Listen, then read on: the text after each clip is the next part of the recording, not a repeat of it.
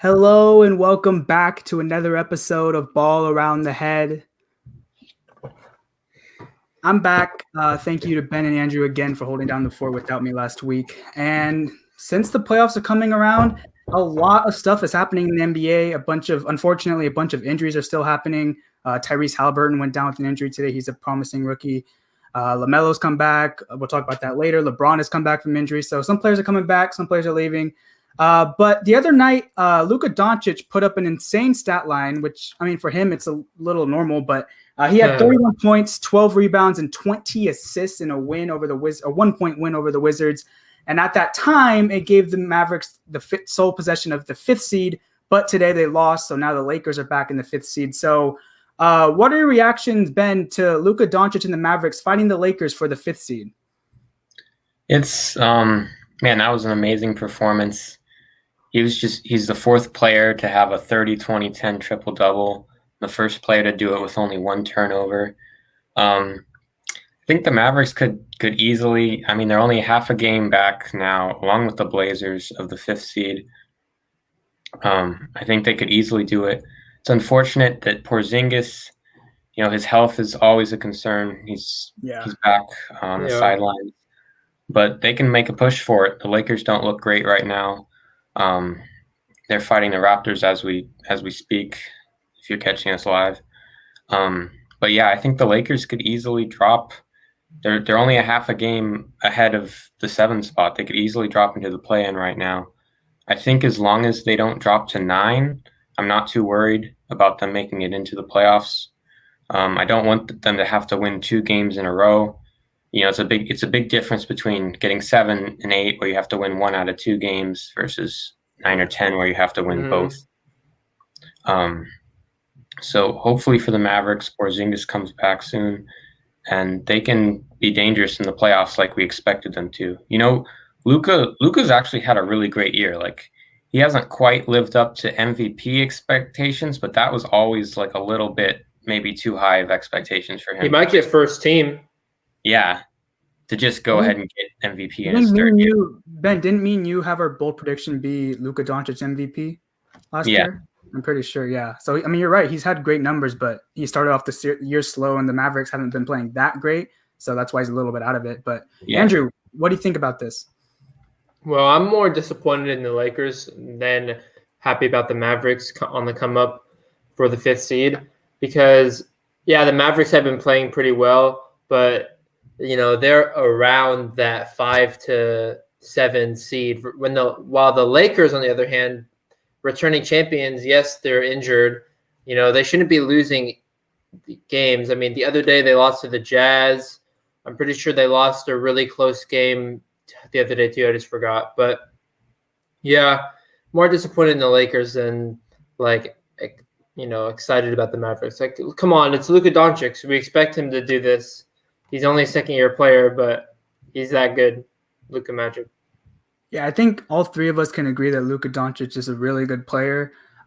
He's going to, in my opinion, I think he's going to be the face of the league once LeBron retires. He just puts up insane numbers on a pretty decent-sized market. Dallas is a pretty good market, basketball-wise at least. And like Ben said, he only had 1 turnover, which is for 20 assists. That's ridiculous. He was 12 of 23 from the field. He didn't shoot the 3-point well. He did not shoot the free throw well, but he was still very efficient overall, which is kind of crazy. And as for the 5th seed, I honestly don't think the Lakers care at all where they finish. As to the Mavs, I think it matters a little bit where they finish. I don't think they want to face the Clippers again in round 1, or they have to face, I don't know, the Jazz again or Jazz or Phoenix in round 1. I think they maybe want to face the Nuggets, who are a little shorthanded. They've been playing great recently, but I think matchup-wise, I think they'd rather face the Nuggets. And the Lakers, I mean, I think for any team in the top 3, if you face the Lakers first round, it's not going to be a pretty first-round series. And as Ben said, most likely, if they do fall, it's going to be the 7-8 seed, unless the Warriors go on a crazy streak and the Lakers lose a bunch of games. I wouldn't be worried at the play-in because, again, they have 2 chances to win 1 game, which, again, probably with LeBron and AD not going to be crazy. So Laker fans probably should not be worried where they finish. It's so crazy for me to think that there actually is a very good chance that the Lakers and Clippers could play in round 1. Actually, if the season were to end today, it would be Lakers and Clippers in round 1. And also, we could have a Western Conference Finals rematch in the first round of Nuggets and Lakers. That's true. Very likely. Oh yeah. Yeah, The so I West- think it's crazy. The NBA probably doesn't like that. They'd probably obviously rather have the Clippers Lakers in the conference finals. But I mean, still, that might be the most viewed first round matchup of all time. But yeah, so True. Have they ever Oh, been you in the playoffs? The Lakers and Clippers? Not that That's a I'm good aware of. question. I don't think so. I don't have any statistical proof. At least not like historical Clippers teams or Lakers teams have been not big. Yeah. So speaking of the Lakers, as Andrew mentioned in his little topic, the Lakers did lose the other day to the Kings. It was a little ugly loss, but LeBron finally made his return from his ankle injury. And after the game, he said he doesn't think he will ever be 100% anymore. Andrew, what are your thoughts on those comments? Well, I'm a little worried seeing that as that's coming from LeBron himself. But I mean, how long has LeBron been at 100%? What does that even mean for LeBron? Because I feel like he was at 100% with the Heat, and then he goes to the Cavaliers, and there's some sort of 110%. And then now again with the Lakers, I mean, it didn't look like he was at 100% last year because he's getting older, and he performed so much better with the Cavaliers. So, I mean, what can you say? Everybody ages, and no one's going to be at 100% forever. I think it's more just him trying to play the idea of, oh, he was injured this season, so it's okay if he didn't win, or, oh, that injury really affected his career. He would have been a three-peat legend. I think it's just something like that. All right, Ben? I mean, obviously, this injury was more serious than I expected, or I think any of us really thought.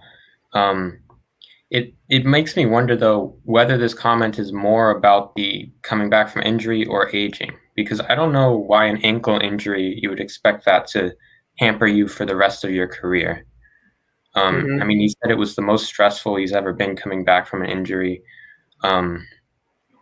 But I wonder if it has to do with, like you hinted at, Andrew, is just aging and getting up there. He has to do more and more for his body every year to keep playing at a high level. And I wonder if he's just saying that after this injury, he might not ever get back to what he views as his 100%. He's obviously still going to be a great player, but that's not something you really like to hear, especially when the Lakers aren't winning right now. But I think he'll definitely get back into a form that gives them a chance this year. Last year, he says he spends millions of dollars a year on his body. He'll probably have to spend a couple more million every year as of this injury. Yeah, I agree with you guys. The saying, as old as time is father time is undefeated. Tom Brady has something to say about that, but most other athletes, it works. And at the same time, LeBron at maybe like 90% is still probably better than half of this league. So yeah, he may not be 100% and maybe not feeling the best, but still LeBron, even at 75%, is still like a pretty good player. He came back, put up good numbers, but yeah, he's getting older. So obviously it's not going to heal as quickly as it used to. It was a little ugly, the ankle injury. It wasn't like a original like ankle twisty. It was a little weird. But yeah, it's just, he's getting old, but at the same time, I'm not too worried a little bit, but like eventually he's going to retire soon. He doesn't want to be like Brady and play until like he can't. Like he has some future plans. He wants to be like, he's in LA. He's doing movies, Space Jam 2. He has a huge lot. I mean, he's going to make millions after NBA anyways. So he doesn't seem like a player who wants to play that long. He's waiting for his son to get in the NBA, and I think that's when he's going to call it quits the year after. But yeah, so it's not, I wouldn't be too concerned if I'm a Laker or LeBron fan, but at the same time, like it's a little concerning, but it's like, it's 50-50 for me. So I don't know. We've had a lot of play-in talk, especially on broadcast, on this podcast, just everywhere. There's a bunch of play-in talk because the play-in, I believe, is the 17th or the 18th, something like that. It's right around the corner, 2 weeks away. And there's some fights going on. Like we just mentioned with the Lakers, they could be in it. And the East is very, very close as well. At least the 5 through 7, the 6 seed, 7 seed. Yeah, the 8 seed's kind of set with the Hornets. Or actually the Pacers are half a game out. So Ben, who would be the scariest team in the play-in tournament for the East? I think Looking at it right now, I think the Wizards would be the scariest Mm-hmm. team that the Nets and the Pacers do not want to face. The way that Russell Westbrook is playing, he looks like his old self. The Wizards, they're 8-2 over their last 10 games, and their last loss was a 1-point loss where Luka had to put up that historic night to beat them.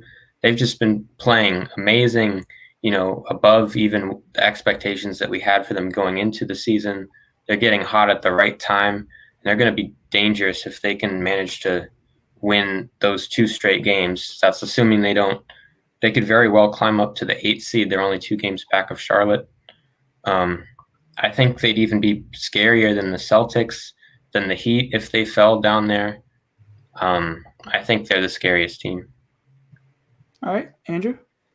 Yeah, that's a really good pick, the Wizards. And I'll agree, but just to get some more names out there, like the Celtics, as far as an experienced play-in team, the Celtics seem to have like the most experience from the teams that are falling in the play-in. I think the Celtics would be the scariest team for like the 76ers to play, because the Nets would probably beat the Celtics. The 76ers would struggle a lot with having like Joel Embiid and Ben Simmons really defending the interior and the, I guess, upper post. Like the Celtics have more perimeter players than Ben Simmons can guard the entire game, and Joel Embiid is not going to do much outside of the paint for defense. So that's why I think the Celtics would be a very scary play-in team for them to face as the first seed. Yeah, and history proves the last 2 times Boston's faced Philadelphia, they beat them both times. Mm-hmm. 1 sweep, 1 in 5 games.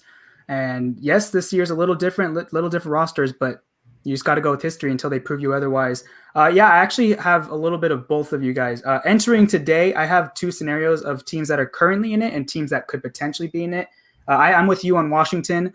Westbrook is putting up just godlike numbers recently. I think he's 5 or 4 triple doubles away from breaking Oscar Robertson's record of all-time triple doubles.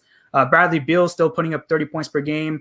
And they could outscore you. They can. They're a very good team, and it'd be very scary. If I'm like Brooklyn, obviously I'd still like Brooklyn in a series, but I mean, it'd be a little scary. I think Washington would give Brooklyn the best shot, in my opinion. I'm with Andrew. I don't think Boston's currently constructed to beat Brooklyn, so I don't think Boston would give Brooklyn that good of a series. But I kind of like Washington in that series. Miami too. They were just in the Eastern Conference Finals. Who knows? Oladipo's been out for a couple of weeks, so who knows how that fit's going to work. But I don't want to be the Sixers or Nets and face the Heat in the first round, who were just in the conference finals. So I mean, and then who could potentially be in it? I'm with Andrew. Boston. When they're fully healthy and they click together, they're a very good team who could beat anyone. But recently, that has showed Boston can never be fully healthy. Unfortunately, today, Tatum and Brown collided with their legs, and both of them went to the locker room. Hopefully, that's not a long-term injury, because obviously, if that is, it's not going to be good for Boston's chances. Kemba's been out all-stars. Oh my goodness. Yeah, it was not pretty. And then Atlanta could score a lot of points. Bogdan Bogdanovic didn't play that much this year, but he has played recently. He's played really well. Trae Young, not Andrew's favorite player, but he's putting up pretty good numbers this year. Clint Capella is a very solid big man. John Collins is very good. So I wouldn't want to face them either. Indiana, I know our editor is a huge Indiana fan. I'm not really sure like any of the top teams are scared of Indiana. They did just beat OKC by like 50, but I mean, I'm not really that scared of Indiana. And Charlotte, it just depends. If Hayward is fully healthy come playoff time, it's kind of a big deal. If he's not, I wouldn't really like. LaMelo has come back. We'll get to that a little later, but yeah, I think potentially Boston and Washington will probably be like the biggest, scariest team for the play-in tournament. So who knows? So what's up? Washington, like you mentioned, Washington can actually score with the Nets. Like they can actually trade buckets with them. And that's like, if those two met in a shootout in a series, it would just be a shootout every single game. I mean, there's the narrative, KD versus Westbrook. I mean, did you guys see KD versus Giannis today? Yes, that was a very good matchup. Yeah, that was a crazy. Yeah, Giannis, though, the king of the East, I guess. So let's go to the West and talk about the same thing. Andrew, who would the scariest team be in the play-in for the West? Okay, well, I think so. Right now, I'm looking at the play-in. It says the Grizzlies, Warriors, Spurs, and Pelicans. Oh no, ending at the Spurs. So the Spurs are a very uniform team, but I can't really see them winning 2 in a row. I would say the Warriors, honestly, because obviously with Steph Curry and Draymond Green's locker room leadership, and Klay Thompson, I'm sure, has his voice in there. They have a lot of playoff experience, and Steve Kerr is an excellent coach when it comes to explaining what he wants his young players to do and what their roles are to the all-stars like Steph Curry and I guess Draymond Green, but not really. So I would say the Warriors are a very underrated and scary team right now in the Never Eat Soggy Worms, the West. All right, Ben? I think I agree that the Warriors are scary, but I think if you look at the 5, 6, 7, the Lakers, Blazers, and Dallas, whoever falls to that 7 seed, I think that's the scariest team coming out of the playoffs. Okay, that's true. Yeah. I mean, the Lakers, if they fall there, obviously, obviously they're the scariest team coming out of the play, and I don't really need to explain that. And then Portland, they're finally mostly healthy. Lillard's back, and they've won 4 in a row now. They're playing well again. And the Mavericks are obviously scary if they get Porzingis healthy again. And Doncic is obviously incredible. He's shown that he can perform in the playoffs as well. I think whoever ends up in the play-in will be the scariest team for either the Jazz or the Suns to face. And then the Warriors, they're a bit of a wild card. Obviously, if Steph goes on an insane streak, then they're going to be a tough out. But he's going to have to go on an insane streak for like 6 or 7 games, which is difficult. Like, they're very up and down. So I don't think they're as scary as the Lakers, Blazers, or Mavericks. That's true, though. I have to agree with that. 7th seed will be the scariest. I didn't even think of that. Also, what's up, Clayton's awesome videos? Thanks for showing up. Yeah, I kind of wrote in my notes, I said Lakers, duh, don't need to give an explanation. You don't want to face the Lakers in round 1, especially in the play-in. Another team, I mean, we kind of had the same thing. Portland, like, they're healthy, like you said, and their 4 straight wins have all come on the road. It's like they're and against pretty good teams too. Boston today, like I said, it was pretty ugly near the end, but Portland could be very scary. We said that last year, but this year's Portland's team's a lot better than last year's. And is Cantor's back? I think Cantor's been back. Nurkic. No, he wasn't there last year. He was on the Celtics. Oh, that's what you mean. That's what you mean. I thought you meant back. Yeah. Okay. My bad. No. Dallas, like Ben said, he showed last year. Luka Doncic is just very good, no matter postseason or regular season. Just a very good player. I wouldn't want to face them either. I already said the Lakers and the Warriors. Just like Ben said, it's a wild card of Curry. If Curry goes crazy, I don't really think the Warriors can win a series, but I think that at most they could probably make it to 6 games because we've seen what happens when the Warriors, when Steph Curry struggles. That Warriors team is like a G League team, and they get blown out by like 40 and 30, and it's not pretty. So I'm not too worried about the Warriors, but at the same time, Curry could very well carry them to any win ever. So, I mean, we say that, but we saw the Steph Curry. We seen the 2021 Warriors in the last quarter of the finals in 2019 when it was just Steph Curry and Draymond out there, and it was pretty sad to watch. Looked like when Klay got injured, looked like they were going to win that game and possibly the finals, and then it just kind of was, But it's whatever. I think the play-in gets a lot of hate for some reason, and I think that everyone's going to be glued to their TV watching it, except for the teams that lose in it. They're not going to like it, but I think NBA fans in general are going to think it's a very good experiment because also a report came out that it's here to stay. The NBA might keep it for a long time, so if you don't like it, sucks to suck. So it's like, I mean, win your game if you don't like it. Oh, sorry. Exactly. Don't be in the spot if you don't want to be in it. That's literally all it is. It's like, it's a little extreme to be like, oh, you took away. We were just trying to tank. We don't want to go play another game. Like if you're 10 seed, come on, you've won like half your games. You don't get to say, oh, we were just tanking. Don't. I mean, Yeah. like it's one or two games.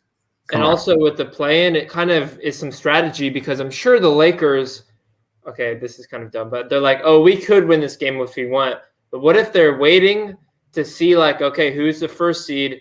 Suns or Jazz? Do we want to? Let's go Lakers Jazz first round. Okay, let's lose the first play-in. Let's win the second one. Let's get to the last seed. Or they could be like, no, we want to go 6th seed. So let's win and stay in the seed. It's a lot of strategy. The Lakers, they know what they're doing.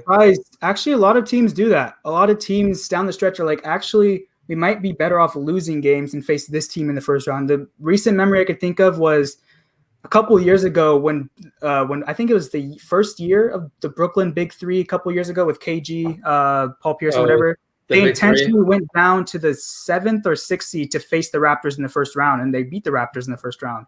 So that's true. The Lakers, like we all said, the Lakers could beat any of these teams in a 7-game series, potentially with LeBron and AD, 2 of the top 10 players in the entire league. So that could happen. They could rest LeBron, they could rest AD and just have him be ready for the playoffs, and who knows.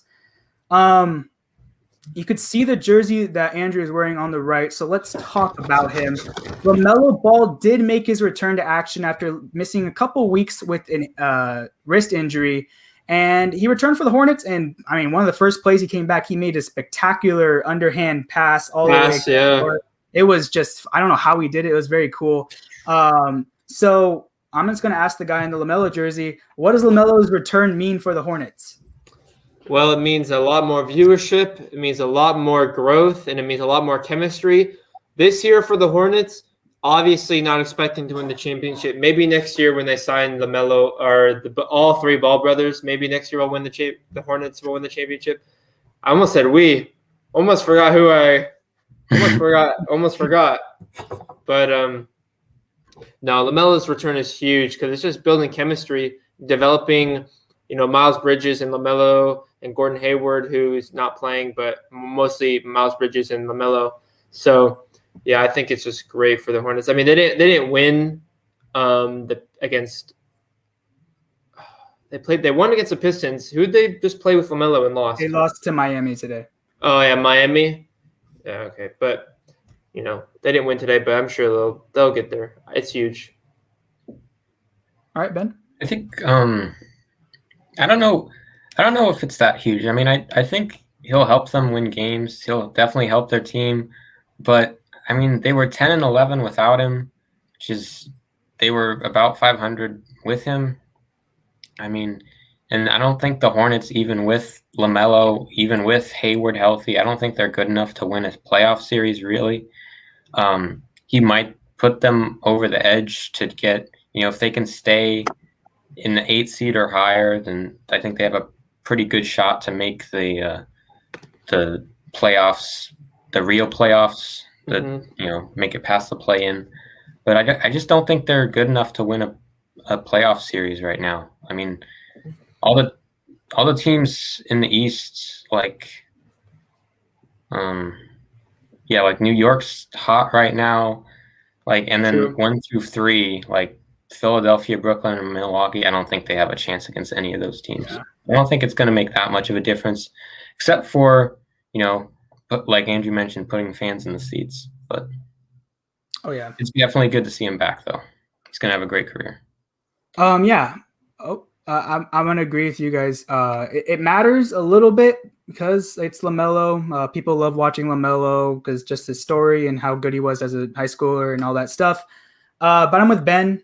I don't think there's any chance, and yeah, you could screen record this if this happens, but I don't think there's any chance they beat a Bucks team, a Nets, especially not the Nets or the Sixers. They're fun. Everyone loves the Hornets announcer. He's a very enthusiastic announcer. They're a fun team. They're going to be a good team in a couple years. Miles Bridges, without Gordon Hayward, has been playing really well. PJ Washington's been playing well. They're only, a half a game ahead of the Pacers for the 8th seed and only 2 games ahead of Washington for the 8th seed again. So there's a chance that Charlotte could fall all the way to 10, and that might be the worst case scenario for them. I think on the road, you have to win 2 straight games. If you lose one, you're out. But they're going to be a good team in a couple years. It's good to have LaMelo back. You never want to have any injuries. But as for the season, I'm not sure the Hornets are Oh, going to rookie of the year? I mean, we didn't even talk about his I was going to potential ask win. that right now. Do you guys think LaMelo Ball is going to win rookie of the year this year? Yeah, I do, especially if he plays well after returning. Okay. I do. Yeah. Okay.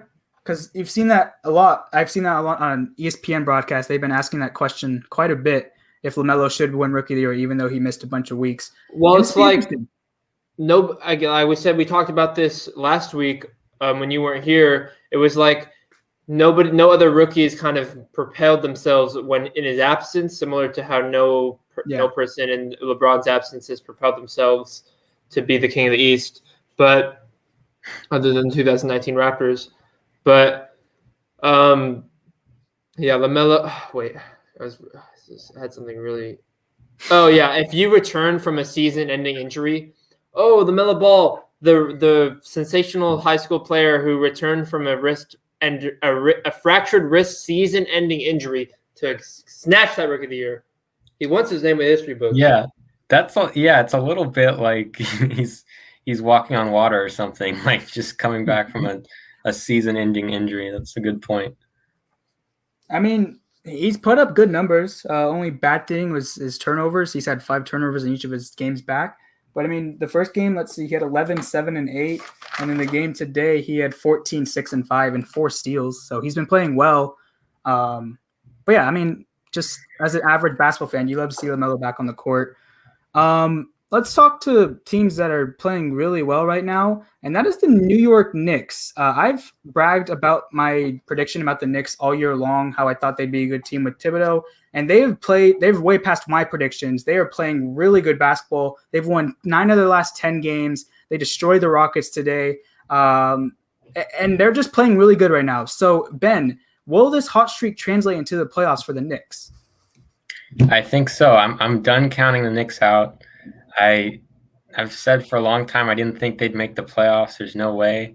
But man, Randall is just a beast, man, and they got a good supporting cast. I mean, I'm gonna flip it and say that if they stay in the 4 or 5 seed, if they stay above the 6 seed and don't have to play Milwaukee, Brooklyn, or Philadelphia, I'm picking them to win a playoff series. Okay. Josh, I see your comment. I love your comment. Continue. Yeah. Beyond that, I think I'm not picking them to go to the conference finals, but I think they'll do some damage. I'm done counting them out. There we go. All right, Andrew, what do you got? Yeah, the Knicks hot streak is going to do some serious damage. I mean, I don't think they'll win though the first round, even with this apparent Knick hot streak. They might win a game or two. And it would be cool to see playoff basketball in the New York Knicks franchise again. But it's the Knicks. Come on. I'll just leave it at that. I'll play bad cop on this one. It's the Knicks. I think a universal thing for NBA fans is it's good when the Knicks are actually good. It's good for the game of basketball because the Knicks are obviously the most popular team in all of the NBA. And it's good. Madison Square Garden is one of the most popular arenas. And as Andrew said, playoff basketball there is going to be electric. Even if they're good or not, the crowd's going to be loud. I'm split between both of your guys' answers. I think they could win a series, but depending on who they face. I don't like them, not because I'm biased. I don't like them against Boston. I don't like them against Miami. Maybe Atlanta. Charlotte's a little bit out of the picture, but if Charlotte were to go in, I definitely have them over Charlotte. But yeah, they're not going to beat Milwaukee. They're not going to beat Brooklyn. Although that'd be very interesting round. Brooklyn, New York, second round. That'd get a lot of views as well. Yeah. But as I'm with Ben, it's enough disrespecting them. They have the 4th best defensive rating in all of the NBA. Julius Randle's putting up 24 points per game on good, efficient shooting. RJ Barrett's making that leap as a superstar that a lot of us predicted he would. 18 points, 45% from 3. I don't know. I think at the very least, I'm with Andrew. They're going to win a couple games at the very least. At least push a series to 6. But there's an argument to be made if they could win a series or not. But I think at the very least they will win a couple because they're good. Thibodeau's a good coach, and they have some solid players on the team. And it's really good to see the Knicks playing really, really well. There's going to be a ton of hype in their first series. I mean, they haven't made the playoffs since 2013. I don't know if this is a bold prediction, but I think that this year's playoffs might go down as one of the best playoffs in a very long time. Just looking at the field, there's some good teams that are going to be out first round. There's some very good teams that, like, I don't know. Like, I think this would be pretty good playoffs this year. Hopefully. Or it might be what is it? Like, unfortunate? Unenthusiastic, unexpecting, when it's disappointing is what I'm looking for. Okay. Not anything. It's actually dis. And this could be the most disappointing playoff for the same reason.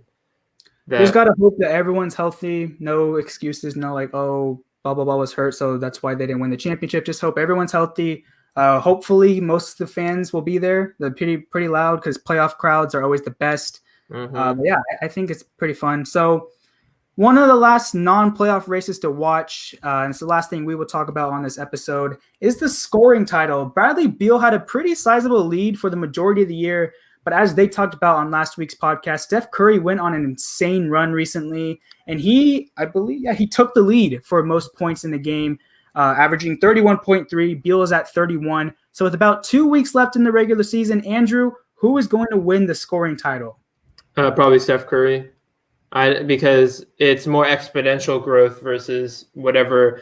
I don't even know. Bradley Beal. Oops, almost said John Wall. But Bradley, Bradley Beal, like, he just doesn't get like 30-point, 40-point games like Steph Curry does to up his points per game and to get more points in the regular season. So yeah, I think Steph Curry is just gonna get some more. NBA franchise shattering games where he just gets NBA records out of the blue for no reason. Let me just get the most points over from a 33-year-old or over. Beat Kobe, why not? All right, Ben? Yeah, I agree. I think it's going to be Curry, just from the fact that Beal's had the lead the whole year and Curry's just gone insane, and so he's just on a streak, and I think he'll continue that. He has the momentum, basically, is what I'm trying to say. Mm-hmm. And then Russell Westbrook's been taking over more in Washington lately, and that's going to hurt Beal's chances a little bit. So I think Curry will win it. Yeah, we're all in agreement. I have Curry as well, and for the same reason as Ben, as why I don't have Beal. Westbrook, as I mentioned earlier in the podcast, has been putting up insane numbers recently. He's scoring a lot more, and Beal's scoring has took a hit, quote unquote. He's still averaging 31 points per game, which is really, really good. But Curry's putting up insane numbers. Every once in a while he'll struggle, but for the majority, he's just setting records left and right. And he needs these wins. I argue a little bit more than Washington. I think Washington is a little bit set in the 10th seed. They're only 1.5 games out of the 9th seed and 2 games out of the 8th seed. But at the same time, I have a very strong feeling they're going to be the 10th seed. And the Warriors are half a game out of Memphis for the 8th seed. And that's kind of a big deal because they'll have 2 chances to win compared to 1. And we've seen, like I mentioned earlier, the Warriors with 1 chance could be very ugly. With 2, they might win it. And remember last year, Memphis was in the same situation to where they only needed to win 1 game until the very last game of the season where the Blazers won and then took that spot. Oh, if Memphis gets eliminated, I think Memphis fans are going to lose their mind with this play-in. It would be 2 straight years getting eliminated from the play-in after clinching the playoffs. It's not going to be pretty there. But yeah, do you guys have anything else to say? We're good? Yeah, maybe? I did, but shout out to to Kobe's family with the new Mambacita. That was cool seeing the Warriors come out in that. Those were fire. Those were really fire. Oh, I didn't see that. Yeah, the Warriors entered the game yesterday against the Rockets, entered the arena with Mambacita brand clothing. It was actually pretty cool. You should go check that out. You're going to shout out that. I'm going to shout out Jason Tatum, who has put up insane numbers, put a 60 ball the other day and a 32-point comeback for the Celtics. That was spectacular. Hopefully he won't be hurt for a while. So that's all we got. We'll be back with another episode next week. The playoffs are right around the corner, so the content on this podcast will get a lot better. Soon we'll give you guys our playoff predictions as we normally do, and then when the playoffs go along, we'll give you our round-by-round predictions and all that stuff. Thank you guys for your support. It truly means the world to us. We've been getting a lot more subscribers recently, which is pretty cool, so thank you for that. Until then, have a good rest of your week, and peace. Lakers in foul, man!